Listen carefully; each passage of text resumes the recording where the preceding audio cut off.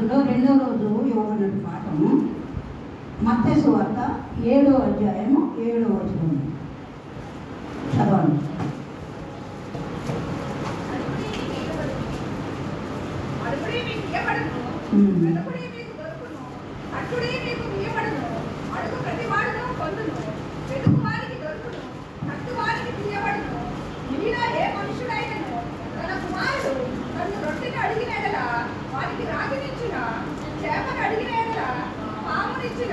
మీరు చెడ్డవారా ఇంటియు మీ పిల్లలకు మంచి ఈవులను ఇయ్యనెరిగి ఉండగా పరలోకమందు మీ తండ్రి తను అడుగు వారికి అంతకంటే ఎంతో నిశ్చయముగా మంచి ఈవులను ఇచ్చును.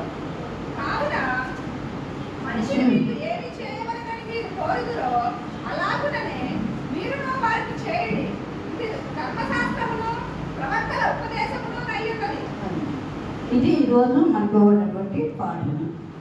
ఇందులో చదివినటువంటి వారు మనందరికీ తెలిసినదే. ఇదంతా కూడా కొండ మీద ప్రసంగం యేసు ప్రభు వారు చేసినటువంటి ఈ 3 అధ్యాయాలు 5, 6, 7 అధ్యాయాలని కొండ మీద ప్రసంగం అంటారు.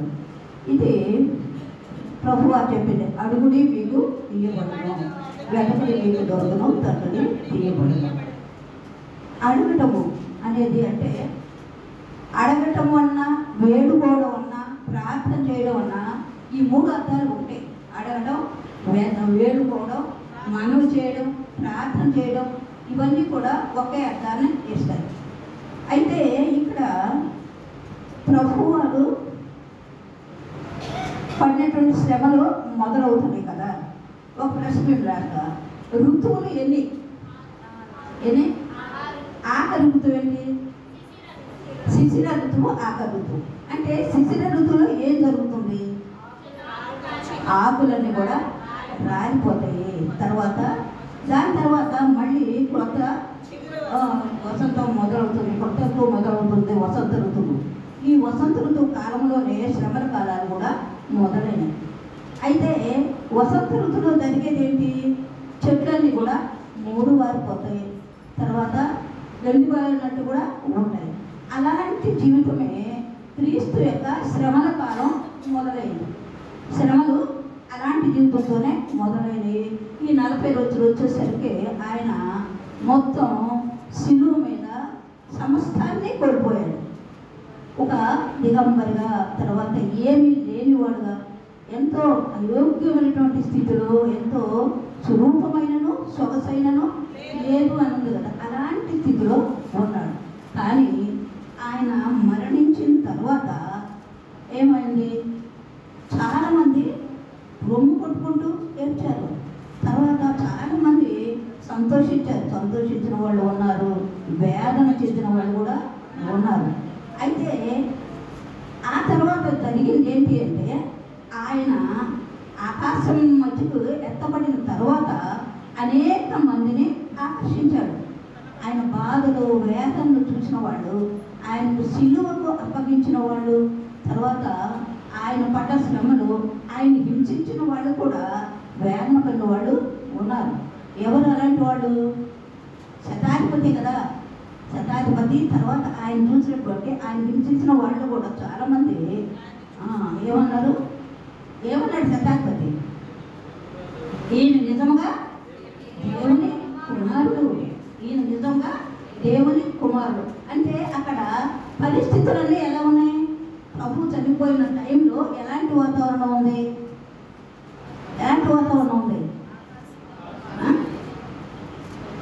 భూకంపం వచ్చిందా?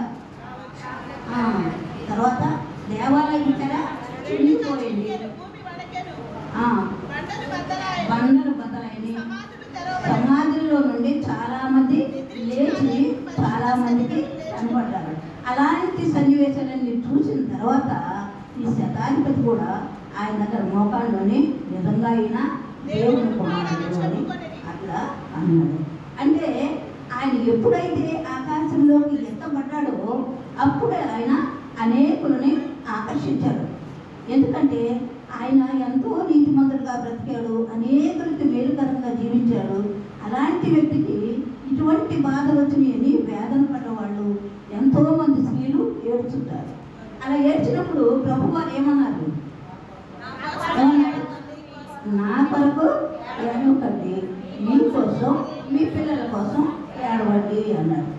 మరి నా కోసం ఏడవద్దు, మీ పిల్లల కోసం ఏడవండి అని అనుకున్నటువంటి ఆయన చాలా మర్మగర్భంగా ఆ మాట అన్నాడు. నా కోసం ఏడవద్దు, మీకోసం అంటే రేపు జరగబోయేటువంటి వాతావరణంలో మీ స్థితి ఎలా ఉంటుందో, మీ పిల్లల స్థితి ఎలా ఉంటుందో, కాబట్టి మీకోసం ఏడవండి, నా కోసం ఏడవక్కర్లేదు అని అన్నాడు.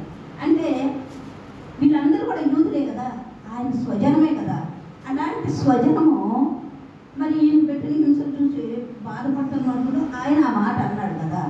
ఇది చాలా వందల సంవత్సరాల తర్వాత నెరవేరింది. ఎవరి కాలంలో నెరవేరింది?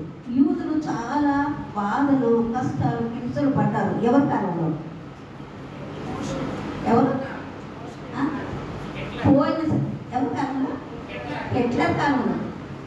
ఈ యూదులందరూ కూడా కనబడినట్టు అగ్నిగుండాల్లో వేసేవాడంట. తర్వాత పరిశ్రమల్లో, యంత్రాల్లో కూడా పడేసిచ్చేవాడంట. అంత భయంకరంగా ఓచిపోతపోయడం. ఎన్నో యూదుడు అనేవాడు కనబడితే వాడికి చావు మూడినట్టు. అలా కొన్ని లక్షల మందిని ఇట్లా చంపించేశాడు. కొన్ని లక్షల మంది. తల్లికి బిడ్డకి సంబంధం లేదు, భార్యాభర్తలకు సంబంధం లేదు, తల్లిదండ్రులు బిడ్డలు ఏమయ్యారో తెలియదు. అలాంటి సన్నివేశాలన్నీ కూడా హిట్లర్ కాలంలో యూదులకి సంభవించినాయి. అలా సంభవించబట్టే చాలామంది ప్రపంచం అంతా కూడా యూదులు చెదరిపోయారు. మన దేశం కూడా వచ్చారంట. ఇప్పటికి ఆ చేబ్రోల్ అనే ఊళ్ళో యూదులు ఉన్నారంట. వాళ్ళు కూడా అక్కడ మన ఎస్సీ కాలనీలోనే ఉన్నారు ఇప్పుడు కూడా యూదులు. అలా యేసు ప్రభు యొక్క శ్రమలను బట్టి వాళ్ళు సంభవించేటువంటి వాళ్ళకి సంభవించే కష్టాలని, శోధనని దేవుడు ముందే చెప్పాడు. మీకోసం, మీ పిల్లల కోసం ఏడవండి అని. ఇవి లెంటు తిన్నారు కదా. అసలు లెంటు అంటే ఏంటి? లెంటు అనేది లాటిన్ పదం. లెంటు అంటే ఏంటి? ఎవరికైనా తెలుసా? లెంటు అంటే చిగురించడం. లెంటు అంటే చిగురించడం. అంటే దేవుడు అలా శిలువ మీద అన్ని బాధలు, మరణ వేదన పొందిన తర్వాత, ఆయన శిలువ మీద పైకెత్తబడిన తర్వాత అనేకులు, ఎంతోమంది ఆయన మీద, ఆయన ఆ సిద్ధాంతాలను నమ్మి, ఆయన మతాన్ని, ఆయన బోధలను నమ్మి, ఆయన రుచిక్రియలను నమ్మిన తర్వాత ఆయన చనిపోయినప్పుడే ఈయన దేవుడి కుమారుడే అని చాలామంది క్రీస్తుకు అనుచరులు అయ్యారు.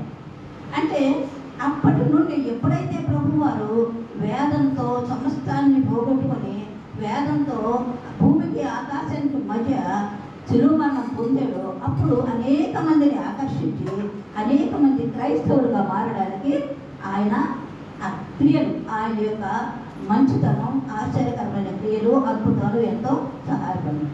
ఈనాడు ప్రపంచంలో 300 మంది క్రైస్తవులు ఉన్నారంటే ఆయన మరణము, ఆయన చేసినటువంటి సేవ, ఆయన యొక్క ఓర్పు, మంచితనం, పట్టుదల, ఇవన్నీ కూడా క్రైస్తవ మతంలో ఉన్నటువంటి ప్రత్యేకతను గ్రహించి ఎంతోమంది క్రైస్తవులు అయ్యారు. ఇప్పుడు మన దేశంలో కూడా ఆ క్రైస్తవమే వచ్చింది. ఎందుకని ఆ క్రైస్తవం అంటే మన వాళ్ళే, ఒక ఎస్సీ వాళ్ళే మొట్టమొదటి క్రైస్తవులు అయ్యారు. ఎందుకని అట్లా క్రైస్తవులు అయ్యారు? ఆనాటి భారతదేశంలో ఉన్న పరిస్థితులు అవే ఈ ఎస్సీ వాళ్ళని క్రైస్తవులుగా మార్చడానికి కారణమయ్యాయి. ఏమిటి ఆ కాలంలో ఉన్న పరిస్థితులు ఏంటి? అక్కడ ఉన్న ఆ కాలంలో ఏ విధంగా ఉంది భారతదేశంలో ఈ మాలామాదిల యొక్క స్థితిగతులు ఎలా ఉన్నాయో వాటిని బ్రిటిష్ వాళ్ళు, వ్యాపారానికి వచ్చిన వాళ్ళు క్రైస్తవ మతాన్ని కూడా ఇక్కడ ప్రవేశపెట్టారు. ఎందుకని? అక్కడ ఉన్న పరిస్థితులు. ఎందుకంటే మనం దారిలో నడవడానికి వీల్లేదు, తర్వాత తలెత్తు తిరగడానికి వీల్లేదు, మంచినీళ్ళు బాగుందని తిరగడానికి వీల్లేదు, దేవాలయం దగ్గరికి వెళ్ళడానికి వీల్లేదు, కొట్టు దగ్గరికి వెళ్ళి డైరెక్ట్గా కొనుక్కోవడానికి ఏమీ లేదు. అలాంటి మన స్థితిలో భారతదేశం ఉన్నప్పుడు వీళ్ళు ఆంగ్లేయులు ఏం చేశారంటే ఇక్కడ మన క్రైస్తవ మతము ప్రచారం చేయడానికి అవకాశాలు ఉన్నాయి అనే స్థితిని గ్రహించారు. వాళ్ళు గ్రహించి నెమ్మదిగా ఈ మానవుల మార్గంలో పెద్దలు పోజేసి మీ పిల్లలు చదువుకునే అవకాశం లేదు, తన మీరు మంచినీళ్ళు ఎవడన్నా వచ్చి ఇంటికి వచ్చి పోసే తప్ప అవకాశం లేదు, తర్వాత ఏ పరిస్థితులు కూడా దేవాలయానికి వెళ్ళడానికి వీలేదు. అలాంటి హీనమైన స్థితిలో మీరున్నారు. మీ 2 జాతులు ఇంకా మనకంటే హీన స్థితిలో ఉన్న జాతులు ఉన్నాయి. కాబట్టి మీకు అన్ని సౌకర్యాలు మేము కల్పిస్తాం.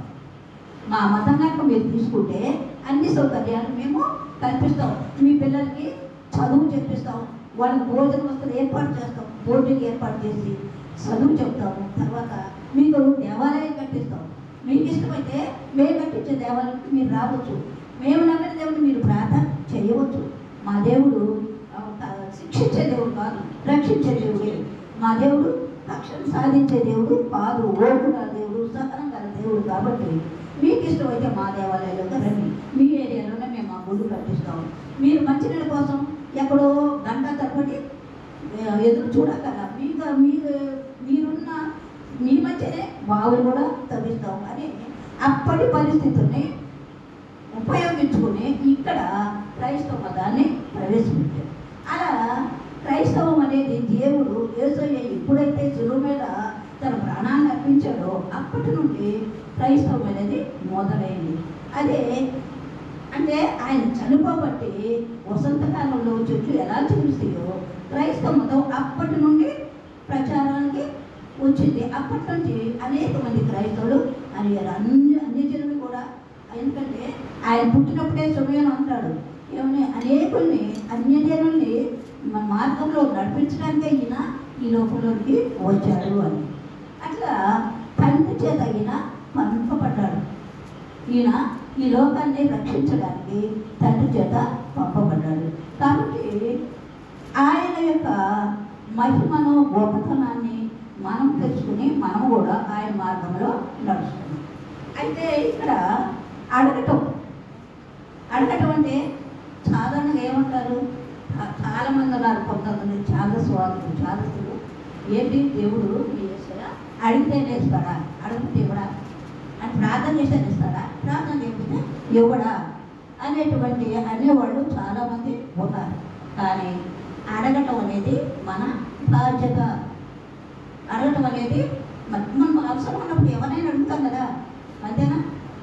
వెళ్ళి అయ్యా నేను ప్రార్థిస్తున్నాను అయ్యా అని మనం ఒక అర్జీ పెట్టుకుంటాం పై అధికారికి, మాకు ఈ సహాయం చేయాలి అని అర్జీ పెట్టుకుంటాం. మేము ప్రార్థిస్తున్నాను, మీకు మనవి చేస్తున్నాను అంటాం. అంటే ఏంటి, ఇవన్నీ కూడా అడగటమే. ఇవన్నీ కూడా ఏంటి, అడగటమే. కాబట్టి మనం దేవుడిని తప్పకుండా అడగాలి.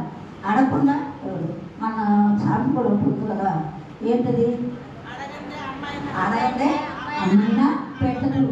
కాబట్టి దేవుడు కూడా ఈ బిడ్డ నా దగ్గరికి వస్తుందా లేదా, నన్ను అడుగుతుందా లేదా అని ఆయన మన కోసం ఎదుర్కొంటూ ఉంటాడు. తప్పనిసరిగా మనం అడగాలి. అయితే అడిగినప్పుడు ఆయన కొన్ని చేయడానికి కూడా వెనకట్టు ఉంటాడు, కొన్ని తప్పకుండా ఆయన చేస్తాడు. మనం అడిగింది మనకు మేలుకరము అనుకుంటే యేసయ్య తప్పకుండా ఆ పనిని మనకి సహాయం చేస్తాడు, నెరవేరుస్తాడు. కానీ కొన్ని పనులు ఆయన చేయడు. ఎందుకంటే ఇది అంతగా ఉపయోగపడుతుందా లేదా, ఈ ప్రార్థన అడుగుతుంది బిడ్డ, దీనివల్ల నష్టమా ఉపయోగం అనేది సమస్తం దేవుడికి తెలుసు. కాబట్టి కొన్నిటి విషయంలో ఆలస్యం అవ్వచ్చు, కొన్ని జరగకపోను వచ్చు. అట్లాగే ఉదకాలం చూస్తే ఇప్పుడు యోహాను సువార్త చూడండి, 11:41 చూస్తే అక్కడ లాజరు గురించి అడుగుతాడు దేవుడు.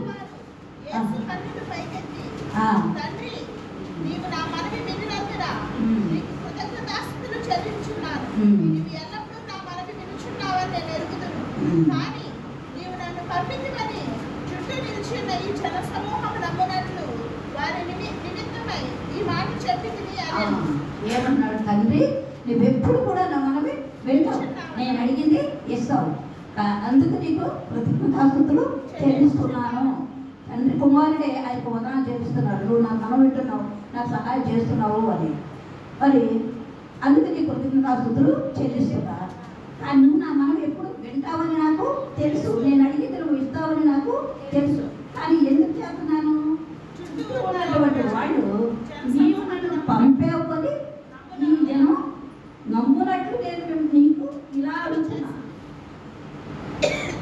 ఈ చుట్టూ ఉన్న వాళ్ళు నమ్మునట్లు నమ్మి నేను నీవు పంపిన వాడు అని నమ్మినట్లు వారిని గ్రహించడానికే నేను నిన్ను ఈ విధంగా అడుగుతున్నాను అని అంటాడు.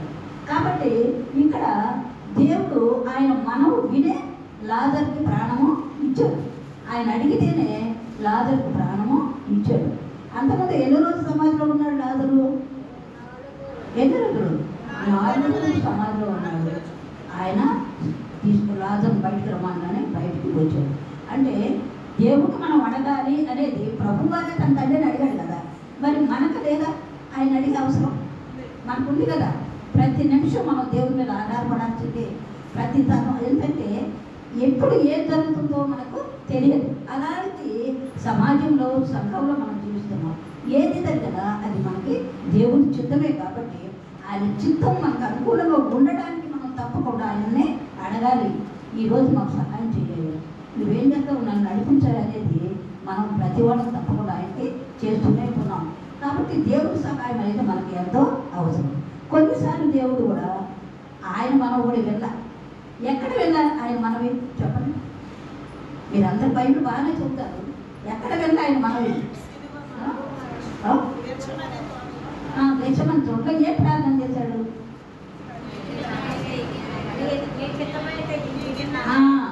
నీ చిత్తమైతే నా నుండి తొలగించు. అయినా నా ఇష్టం కాదు, అది నీ చిత్తమే. ఇది అడిగాడు ఆయన. ఈ గిన్నె అంటే ఆ బాధలు, ఆ వేదనలు అవన్నీ కూడా ముందే తెలుసు కదా దేవుడి వాడికి తెలుసు. ఎందుకంటే దేవుడు ఎందుకు వచ్చాడు? ఆయన తన కుమారుని లోకానికి ఎందుకు పంపించాడు? మానవులను పాపములను క్షమించడానికి. మా తర్వాత పూర్వకాలంలో ఎలా ఉండేది? పాప క్షమాపణ ఏ విధంగా ఉండేది? మోసే కాలంలో మనుషుల యొక్క పాప క్షమాపణ, మనుషులకి పాప క్షమాపణ కలగాలి అంటే పశువుల్లో, గొర్రెల్లో, మేకల్లో బలి ఇవ్వడం అనేది జరిగేది. మానవ పాపం పరికల్పబడాలంటే ఈ జంతువుల యొక్క బలి తప్పనిసరిగా ఉండేది. కానీ రాను దేవుడు కూడా ఏం చేశాడు? తన మనసు మార్చుకున్నాడు ఆయన. కానీ మానవుల యొక్క పాప పరిహారానికి జంతువులు ఎందుకు బలి ఇవ్వాలా? మానవుల యొక్క పాప పరిహారానికి మానవ రక్తమే బలి. తప్పకుండా అదే జరగాలి అని అనుకుని ఆయన ఏం చేశాడు? తన కుమారుడిని అడిగాడు. ఏమడిగాడు? తన కుమారుడిని అడిగాడు. ఎందుకంటే ఆయన లోకం పుట్టకొరికే ఉన్నారు కదా, తండ్రి కుమార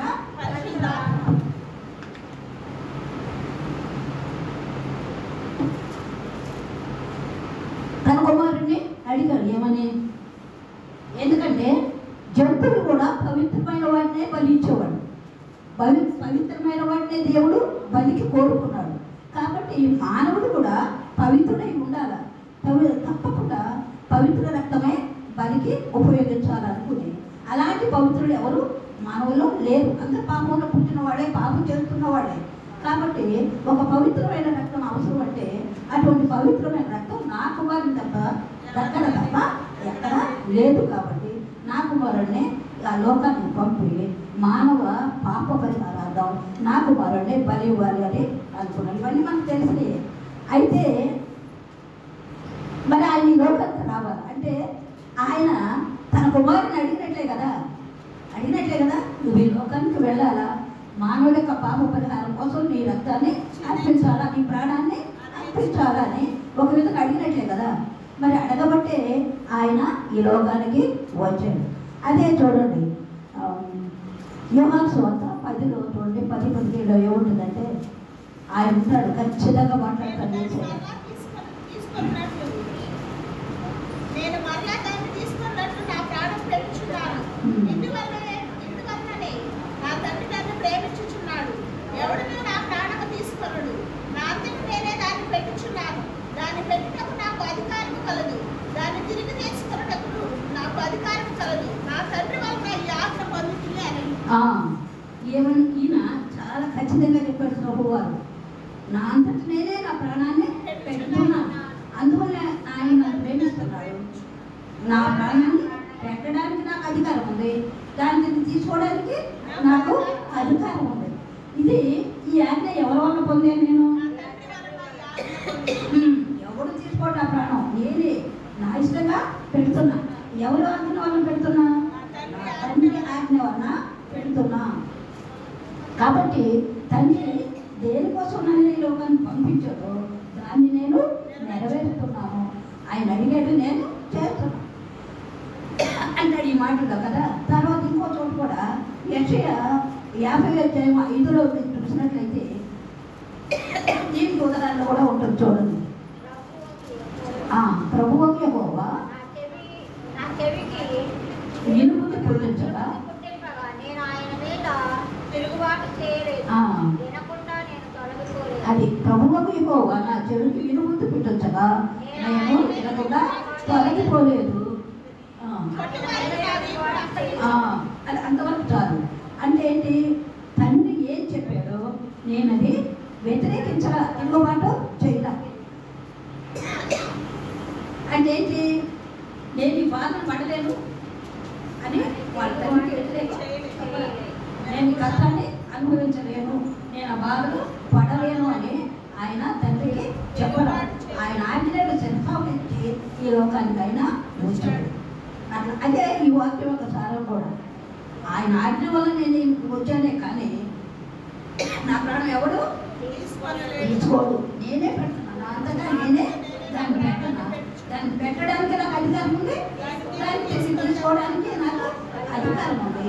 అది ఈ ఆజ్ఞ అని అంటారు. కాబట్టి మా తండ్రి అడిగితేనే నేను లోకానికి వచ్చాను అని ఇక్కడ గ్యారెంటీగా లేదు.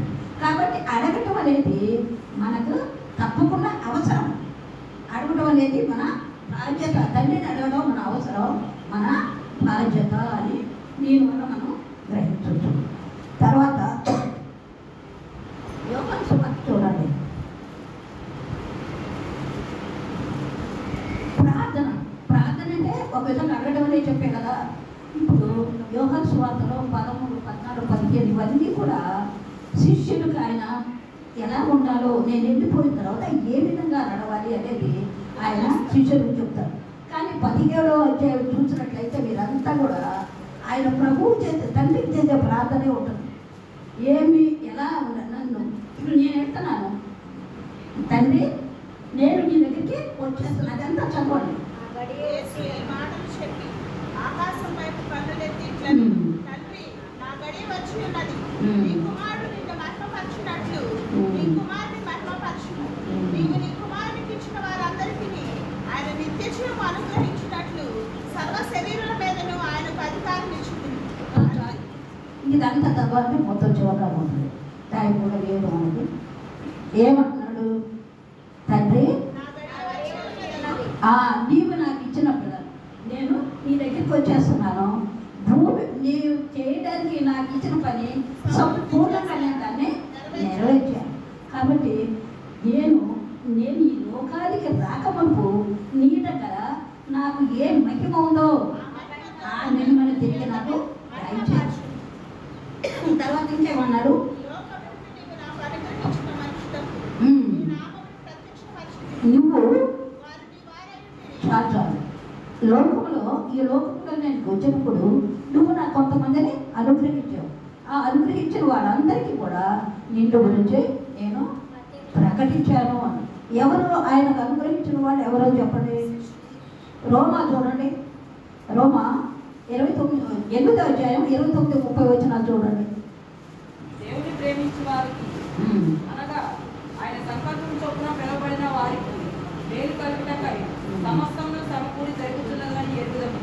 ఎందుకనగా తన జ్యేష్ఠ కుమారుడు అనేక సహోదరులలో జ్యేష్ఠులైనప్పుడు దేవుడు ఎవరికి ముందు ఎరిగినో వారు తన కుమారునితో స్వారూప్యము గలవారకుటకు వారిని ముందుగా నిర్ణయించారు. మరియు ఎవరిని ముందుగా నిర్ణయించినో వారినే అది అంటే ఈ చివరి వాక్యాలు. ఎవరిని ఎరిగినో వాళ్ళని నిర్ణయించాడు. ఎవరు నిర్ణయించాడు వాళ్ళని ఎన్నుకున్నాడు. ఎవరు ఎన్నుకున్నాడు వాళ్ళని నీతిమంతులుగా తీర్చాడు. కాబట్టి వాళ్ళందరూ కూడా ఈయనకి దేవుడిచ్చిన వాళ్ళే. ఎవరైతే ఆయన మార్గంలో నడిచారో, ఎవరైతే నీతి మార్గాన్ని అనుసరించారో వాళ్ళందరూ కూడా దేవుని యొక్క బిడ్డలే. వీళ్ళందరూ కూడా వీళ్ళందరికీ నీ వాక్యాన్ని ప్రకటించాను. అద్వితీయ సత్యదేవుడు అయిన నిన్ను నీవు పంపిన యేసుక్రీస్తును ఎరుగుటే నిత్యజీవము, అలాంటి నిత్యజీవాన్ని నేను వీళ్ళకి అనుగ్రహించాను అని అన్నాడు. ఇంకా ఏమన్నాడు? ఇంకేమన్నాడు? వీళ్ళంతా కూడా నా వారే. నా వారంటే నీ వాళ్ళే. వీళ్ళంతా నా బిడ్డలే, అలాగే నీ బిడ్డలే. నేను వీళ్ళ కోసం ప్రార్థన చేస్తున్నా. లోకమంతటి కొరకు నేను ప్రార్థన చేయట్లా. వీళ్ళ కొరకే నేను నిన్ను అడుగుతున్నా. వీళ్ళని గురించే నేను నిన్ను అడుగుతున్నా, లోకమంతా కాదు అని అంటాడు. కాబట్టి వీళ్ళని నీ సత్యంలో వీళ్ళని ప్రతిష్ట చెయ్యి అని అడుగుతాడు. తర్వాత ఇంకొక చోటుకు వచ్చితే 21వ అధ్యాయం వస్తే 21వ వచనం, అదే అధ్యాయంలో 21వ వచనం చెప్తే నీ యొక్క నేను ఉండరాదు, నా వారును మన ఏకమై ఉండవలను. వారి కొరకు మాత్రము వారి వాక్యం వలన నా యొక్క విశ్వాసం ఉంచి అక్కడ ఏమన్నాడంటే, నేను లోకమంతటి కోసం ప్రార్థన చేయట్లేదయ్యా, నువ్వు నాకు ఇచ్చిన వాళ్ళు ఉన్నారే వాళ్ళ కోసం మాత్రమే చేస్తున్నాను. ఇక్కడ వచ్చేసరికి ఏమంటున్నాడు? నేను వాళ్ళ కోసం మాత్రమే కాదు, వాళ్ళ వాక్యాన్ని విని ఎంతమంది నా యొక్క విశ్వాసం ఉంచారో వారందరి కోసం కూడా నేను ప్రార్థన చేస్తున్నా. అలా ఆయన తన శిష్యుల గురించి తను చనిపోయే ముందు అడుగుతున్నాడు దేవుడు. ఇదంతా కూడా దేవుడి యొక్క విన్నపం, దేవుడు ప్రభువారి యొక్క విన్నపం, దేవుణ్ణి అడగటమే ఇదంతా కూడా. కాబట్టి జగత్తు పునాది వేయబడిన మునిపే నీవు నన్ను ప్రేమించాను, అలాగే వాళ్ళని కూడా ప్రేమించు. మనం ఏకమై ఉండలాగన వీళ్ళందరూ కూడా ఏకంగా ఉండడానికి వాళ్ళ విషయం కూడా నేను అడుగుతున్నాను అని ఆయన అంటున్నాడు. ఆ విధంగా ఆయన తన శిష్యుల గురించి, తనను అనుసరించిన వారందరి గురించి కూడా ప్రభు దగ్గర వేడుకున్నాడు. కాబట్టి అన్న గొప్ప దేవుడు, మనకున్నటువంటి గొప్ప దేవుడు ఆయనే మన కోసం ప్రార్థన చేస్తుంటే మనం ఎంతగా ఆయనే వేడుకోవాలి, ఎంతగా ఆయనే మన బాగు కోసం, మన భవిష్యత్తు కోసం, మన కుటుంబాల భవిష్యత్తు కోసం ఎంతగా ఆయన మనము భయభక్తితో ఉండాలా, ఆయన ఎంతగా వేడుకోవాలి అనేది మనకి మనమే ఆలోచించుకోవాలి. తర్వాత ఇంకా ఏంటి అడగడం అనేది? ఇంకేమైనా చెప్తారా? ఎవరి గురించి అని చెప్తారా? ఇంకా అడిగిన వాళ్ళు కూడా చాలామంది ఉన్నారు బైబిల్లో. సరే,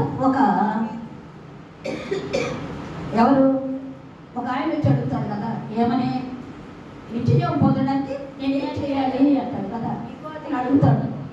ఇంకో దేవుడు కాదు, ఇంకొక ఆయన కూడా అడుగుతాడు. బాగా ఆస్తిపడి వచ్చి అడుగుతాడు, మరి నువ్వు ఈ విధంగా ఉండాలా, ఎలా, నీకున్న అన్ని విషయాలు చెప్తాడు.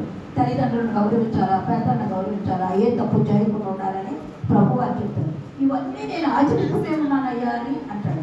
అయితే నీకు ఒకటి ముదుగా ఉంది, నీ ఆస్తి అంటే అది అందరికి పంచిపెట్టు, అప్పుడు రా నా దగ్గర అడుగుతాడు ఏసయ్య. అయితే ఆ ఆస్తిని వదులుకోవడానికి అతనికి ఇష్టం లేక వెళ్ళిపోతాడు. ఆ విధంగా ఎంతోమంది ఆయన్ని అడిగి పొందుకున్న వాళ్ళు ఉన్నారు. ఎంతోమంది రోగులు వాళ్ళని అడిగిన వాళ్ళే, కుంటి వాళ్ళు అడిగిన వాళ్ళే, గుండు వాళ్ళు అడిగిన వాళ్ళే, ఎంతోమంది అడిగి ఆయన దగ్గర ఎన్నో మేళ్ళు పొందిన వాళ్ళు ఉన్నారు. కాబట్టి అడగటం అనేది మన హక్కు, బాధ్యత కూడా. తర్వాత రెండోది ఏంటి? మనం అడిగినట్లయితే తప్పకుండా దేవుడు చేస్తాడు, అది మేలుకరం అయితే తప్పకుండా చేస్తాడు అని. వేదకుడి యెషయా చూడండి, 29వ అధ్యాయం 12-14 చూడండి. వేదకుట ఇప్పుడు అడగటం అనేది మామూలుగా ఏంటండి, వెతకటం అనేది ఒక పని. వెతకాల, ఎవరిని వెతకాలి? మనం ఎవరిని వెతకాలి? యేసయ్యని వెతకాల, యేసయ్యని వెతకాలి. చూడండి, యెషయా 29:12-14. మరియు దయచేసి దీని చదువుమని చెప్పి అక్షరములు తెలియని వానికి దానిని అప్పగించును. అతడు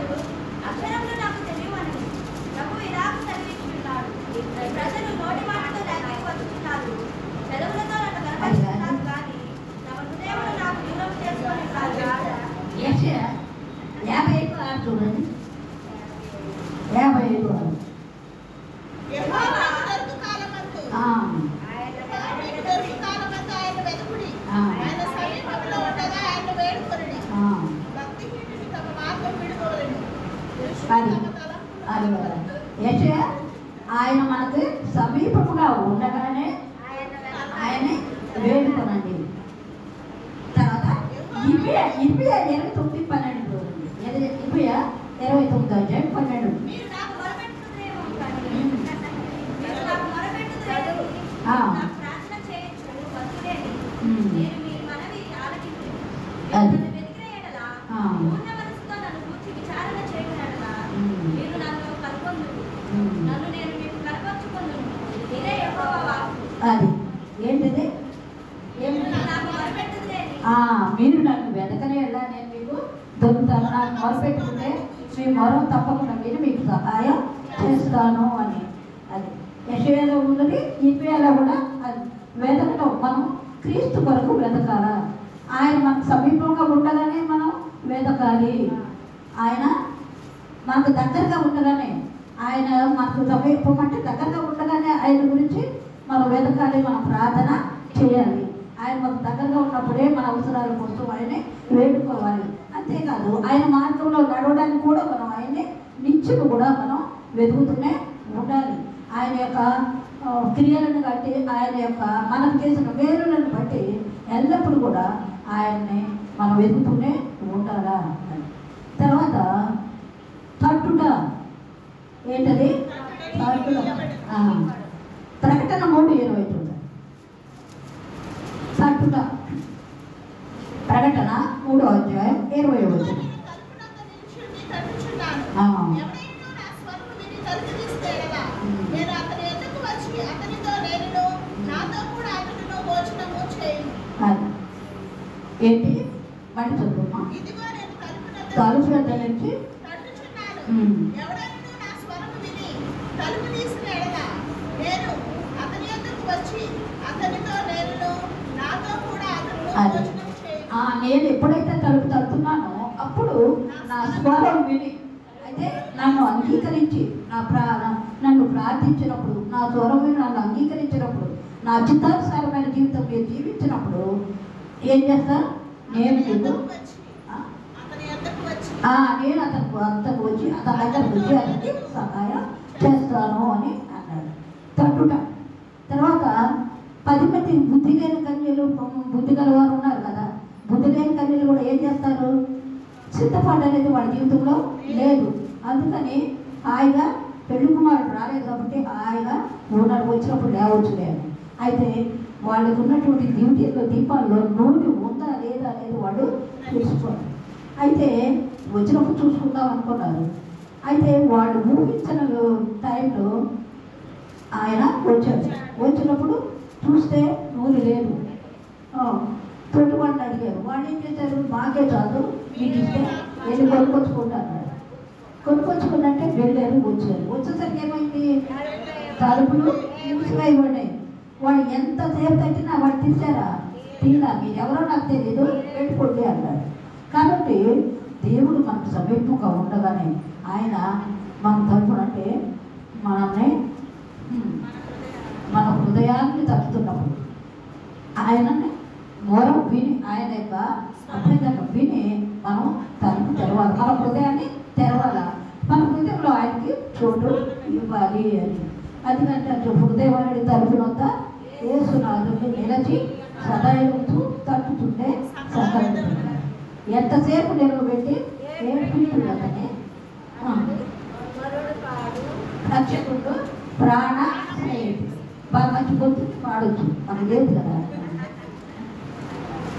కాబట్టి దేవుడు మన హృదయాన్ని ఎప్పుడు తలుపుతున్నాడు? నిత్యం ఆయన హృదయాన్ని తగ్గ నిలిచి, బిడ్డ నీ హృదయాన్ని తెరువు, ఆ హృదయం నేను వచ్చుకుంటాను. ఆయన మన హృదయంలో ఉంటే మనము తప్పకుండా ఆయన చిత్తానుసారమైన జీవితము జీవిస్తాము. ఆయన మార్గంలో మనం నడుస్తాము. కాబట్టి మీరు మీ హృదయం అనే తలుపు తెరవండి, మీలో కల్పించి నేను నివాసం చేస్తాను అని ఆయన అంటున్నాడు. ఆ విధంగా తట్టితే మీకు తీయబడును. కానీ ఎప్పుడు ఆయన మనకు సమీపంగా ఉండగానే, ఆయన వెతికి ఆయన కనుగొన్నప్పుడే, లేదా ఆయన దూరంగా ఉండకోకుండా ఆయన చిత్తానుసారమైన మార్గంలో మనం నడిచినప్పుడు ఆయన మాకు సహాయం చేయండియా, మాకు మీ హృదయంలో చోటు ఇవ్వదయా అని ఆయన అడుగుతున్నాడు. మనం తప్పకుండా దాన్ని పాటించాలి. మన హృదయంలో చోటు, అందుకని ఆయన ఏమీ కోరట్లేదు. ఆయన చిత్తానుసారంగా బ్రతకడం మాత్రమే ఆయన అడుగుతున్నాడు తప్ప మనం ఏమి కూడా ఆయన అడగట్లేదు. కాబట్టి మనం ఏ విధంగా జీవించాలి, ఏ విధంగా మన ప్రవర్తన, మన నడక, ఇవన్నీ కూడా ఆయన చిత్తానుసారంగా మనం ఏ విధంగా ఉంటే జరుగుతుంది అనేది మన వాక్యం ద్వారా తెలిసింది. కాబట్టి ఏమి ఆయన చిత్తాన్ని మనం వెతకటం, ఆయన మన హృదయం దగ్గర నుంచి మన హృదయం అనేది తప్పుతున్నప్పుడు దాన్ని కనుగొని, అంటే ఎప్పుడు కనుక్కుంటాం? మనము ఆయనకు అనుకూలంగా బ్రతికినప్పుడే ఆయన మన హృదయాన్ని తడుతున్నాడు అనే విషయం మనకి అర్థమవుతుంది తప్ప మన చిత్తానుసారం కాకుండా, ఆయన చిత్తానుసారం కాకుండా మన చిత్తానుసారంగా బ్రతికితే ఆయన తట్టేటువంటి విషయం మనకి వినపడదు. ఎందుకంటే ఈ లోకాశలో మనం ఉండిపోతున్నాం. ఏంటిది? ఈ లోకంలో ఉన్నటువంటి సకల విధమైన సౌకర్యానికి ఆశపడతాం. కాబట్టి ఆయన యొక్క చిత్తాన్ని నెరవేర్చడానికి కానీ, ఆయన వెదవడానికి కానీ, ఆయన హృదయాన్ని దగ్గరకు వచ్చి మనం పిలుస్తున్నప్పుడు కానీ మనం కనుక్కోలేము. అందుకనే ఆయన చిత్తానికి అనుకూలంగా నడవమని ఇవన్నీ కూడా బైబిల్ మనకి బోధిస్తూ ఉంటుంది. కాబట్టి బైబిల్ అనుసరించడమే కాదు, మనం ప్రతిరోజు చదువుతాం బైబిల్, కానీ అప్పటికప్పుడే ఆ హృదయంలో ఉన్న కాసేపు తర్వాత ఆ విషయం అనేది మనకి గుర్తుమే రాదు. చాలామంది విషయంలో, నా విషయంలో కూడా అంతే, ఎవరైనా. ఎందుకంటే ఈ బాధలు, వేదనలు, ఇవి కష్టాలు, ఇవన్నీ కూడా ఒక్కొక్కసారి మనకి దేవుడిని దూరం కూడా చేస్తాయి. ఒక్కొక్కసారి అంతకంటే దేవుడి దగ్గరికి వెళ్ళకపోతే నేను గెలవలేను, నేను సాధించలేను, నేను అనుకున్నది పొందుకోలేను అనుకున్నప్పుడు తప్పకుండా మనం దేవుడి దగ్గరికి వెళతాం, ఆయన అడుగుతాం, ఆయన కొంచెం వెతుకుతాం. కాబట్టి ఆయన మన హృదయంలోకి వచ్చి మనకు సహాయం చేస్తే చాలు అనేటువంటి స్థితి అప్పుడప్పుడు మనకి వస్తూ ఉంటుంది. అలాంటి టైంలోనే మనం నిబ్బరమైన మనసుతో ఆయనే వెతకటం, ఆయన కోసం అడగటం, వేసాలి. ఇప్పుడు ఒక కనాను స్త్రీ ఉంది కదా, ఆ కనాను స్త్రీ ఏం చేసింది? ఆమె కూతురు దయ్యపట్టింది. ఆ దయ్యపట్టినప్పుడు యేసుప్రభు వారి మార్గంలో వెళ్తుంటే అయ్యా నా బిడ్డని బాగు చేయి అనింది. కానీ ప్రభువారు ఆ మాట పట్టించుకోనే లేదు. అయితే ఆమె మాత్రం ఏం చేస్తుంది? ఆయన వెంటే వెళ్తుంది, అయ్యా నా కూతురు బాగు చేయి, నా కూతురు బాగు చేయి, ఈ మాటతోనే ఆయన వెనక వెళ్తూ ఉంది. ఆయన మాత్రం పట్టించుకోకపోతే శిష్యులు అన్నారు, అప్పుడు ఎంటో వస్తుందా ఆయన సంగతి చూడండి అంటే, అప్పుడు ఆయన ఏమన్నాడు? పిల్లలు తినేటువంటి రొట్టె ముక్కలు తీసి కుక్క పిల్లలకి వేయకూడదు అన్నాడు. పిల్లలు తినే రొట్టె ముక్కలు కుక్క పిల్లలకి వేసారా అన్నాడంటే, నేను ఇశ్రాయేలీయుల కోసమే ఈ లోకానికి వచ్చా, వాళ్ళ రక్షణ కోసమే ఈ లోకానికి వచ్చాను, వాళ్ళ కోసమే వచ్చాను అనే అర్థంతో ఆయన ఆ మాట అన్నాడు. కానీ ఆమె ఉంది పిల్లలు కూడా తమ యజమానుల బలమైన నుండి పట్టుకుని కదా అని చెప్పాను. ఏమండి?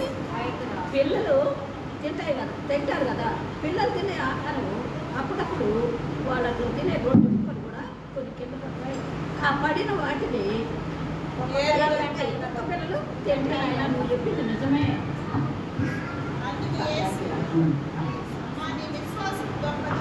నువ్వు చెప్పింది కరెక్ట్ అయ్యా.